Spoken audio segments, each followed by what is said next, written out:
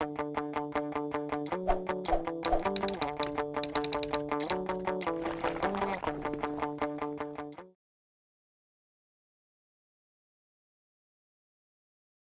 right, guys, welcome back to the Edge Zones Bootcamp, Order Flow Bootcamp, compact way to read order flow. This segment is going to include and talk about a couple things, imbalances and thin spots and how they became the origin of edge zones. That's where edge zones got conceived. Imbalance, the original locator, thin spots, how to hunt for stops, see where they came out, how it shows where the tempo was laid out, and then why to use it. After you buy it, you're a seller is an expression that's really popular, that resonates with a lot of people. What does it mean? How could we use it to trade? So let me get rid of this text and just bring in a couple images. This is a typical dome that you guys will see. It's different, but there's not much difference when you look at a dome. Just kind of pull into a footprint that I put alongside of it right here. Try to adjust it so the price lines up with the numbers, the corresponding numbers. You should have learned in an earlier video where the numbers come from on a footprint. All right. Now we're going to take that a step further. Right now, the price, best bid is 04 half, and the best offer is 0475. In there. We got that. Right next to it are the traded contracts that end up getting traded, and the footprint is tracking those time and sales. So we're just going to pay attention to this area in here, this 249 number. It's red. What gets it to go red? And how would that look on a dome? We're going to put in a number 04 half for 249 contracts in here, just for example's sake to make it easy. There's 249 contracts bid from the price of 04 half. If someone comes in the same moment and hits them all, sells them aggressively, they're going to show up right here in the footprint. Why are they going to be red? The corresponding diagonal relationship to the offer, 0475, nothing traded. Nothing traded. Let's just put a 0. You know, you're not going to see a 0 on the offer. But just if, let's say, there's 3 contracts offered at 0475, but nobody goes and buys them, you're going to see a 0 like you see right here. So the relationship diagonally, 249 aggressive sellers that sold the bid, hit the bid, versus 0 that lifted the offer to buy it, that's an imbalance.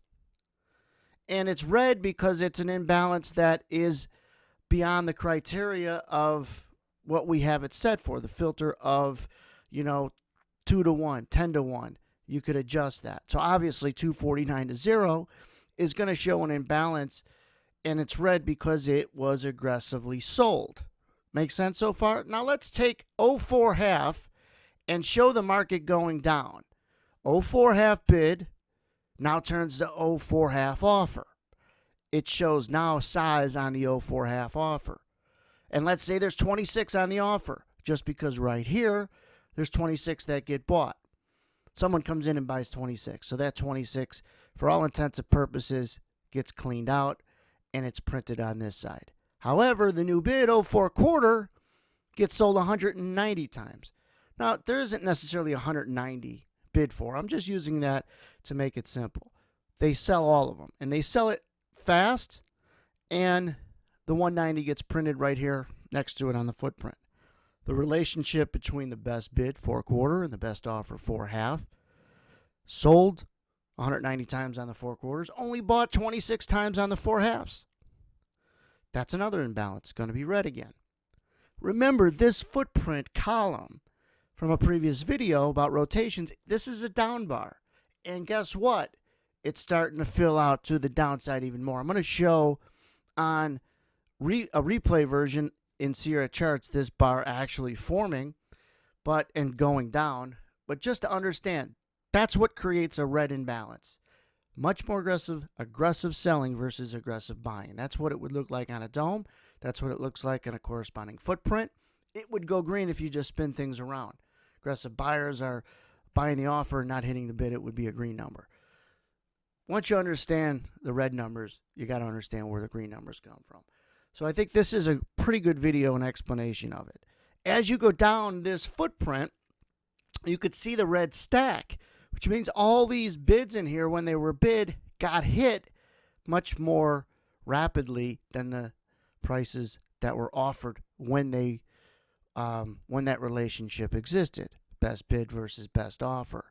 So when you see all this red in here, it's not just accurate to assume, it's absolutely correct to assume that not only did the market go down, the price, but it went down pretty fast. Now let's go to a chart of a footprint and put it in replay mode, which is simply this. I'll pull over. We're going to play it at 5 times the speed, and I'm going to pause it. Now pay attention to the right side of the screen, and you're going to see the market get hit and create the same bar we just had an image of. The prices will be a little different, just for example's sake, but it's going to be the same numbers. This was the same area. Right there, I'm going to pause it. There's where the 249 just came in. They hit the 5 evens. In our example, what it was, 4.5, I think. But they hit the 5 evens much more aggressively than they would have bought the 5 quarters. 249 to 0, so it went red. 154 to 26. Remember that was 190? Well, it's going to get hit more as they trade it out. Let's watch it. It's going to total 190 before it releases lower. There it is. They hit again. They quickly sell it. They quickly sell it some more, and you see all this red. So, a couple things now. I'm going to stop it or pause it. We just went over the previous slide. What makes an imbalance on the red side? Thin spot. Why would a thin spot form? First of all, you could see why it's called a thin spot, because the liquidity of the volume traded in here is much thinner than above it or below it. Also, it's tracking where the market is picking up tempo. In this case, down bar, red imbalances, we go down faster. Why is this important? Well, when I thought, hey, listen, this is great to see and it's easier for me to explain it and teach it, there's got to be another layer to this, and that's where the edge zones come from, to actually put lines of real-time support resistance, and this being the origin of it. So you're going to see red lines come across when you add edge zones. I just want to build out the story for you. And as we play this, you're going to see the reason why this is important. Let's just play it out. Remember, this is moving at about 5 times the speed in this particular sequence. Also remember from the previous video, rotation. There's a reason why the rotation came up and stopped here and here, and then broke back lower. Now you see some green imbalances coming in right there, around 3 even. That's showing you the market moving up fast, right? Where could it go? It's no coincidence that this top now imbalance, or where the original imbalance came in there, if you draw a line across, which an edge zone will do for you, it's no coincidence that this market moves back up, stops at around that 5 even area, and uses it as near-term resistance. The last point on the agenda page for this particular session was why. Why would we use them? Well, after you're a buyer, you're a seller, but after you're a seller, you're a buyer. Remember those lines. It's like after you sell it to get short, you're a buyer, but after you buy it to get long, you're now a seller. So just imagine in here, you're long, but you don't have time to sell it because the damn thing moved down too fast. Everybody misses selling. I shouldn't say everyone. A lot more people miss selling it when price moves down fast. So what are they trying to do next time it comes up? Sell it. And there's a lot of inventory up there. Let me pause it for a second. Just think of the baby bird story you might have seen in another video that I use. But also another metaphor I could use are houses. There's a lot of houses sold right here at 5 even because the people who own those houses seen how fast inventory left when it was trading their price in here. Now they're all offering that price because that's where they last seen it get fast. So there's a lot of inventory around 5. If there's a lot of inventory, a lot of houses for sale, doesn't it make sense that it's going to be tough for price to get through there, at least initially? So it makes sense why this price would be resistance if we're talking about the real estate market. I'll play it some more, and you could see the rotations come in, come out, come in and out. These previous thin spots, these previous imbalances that will now become edge zones in the next couple videos to make the visual the easiest to see by far of anything else that you're going to watch.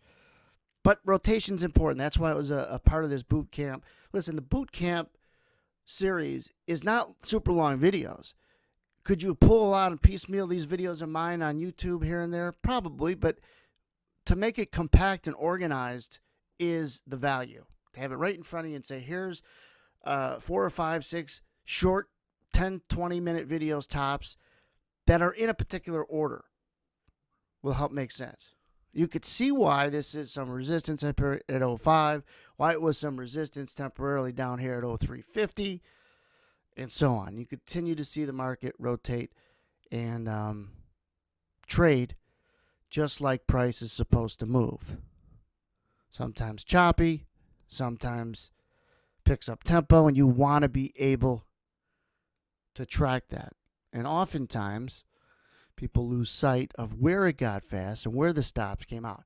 I also use the phrase stop hunting, meaning try to find out where stops came out. That's where thin spots in a stack of them are, all right in here, for example. That's why this market's having an unbelievably tough time to rally through the 05 even area.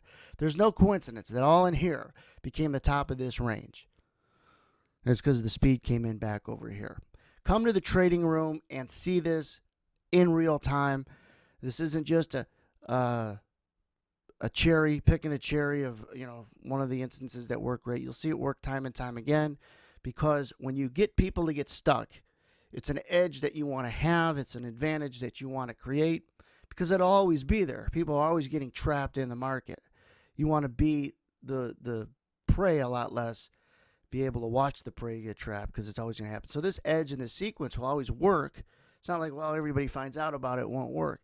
There always will be people trapped, and that's when, in turn, it works.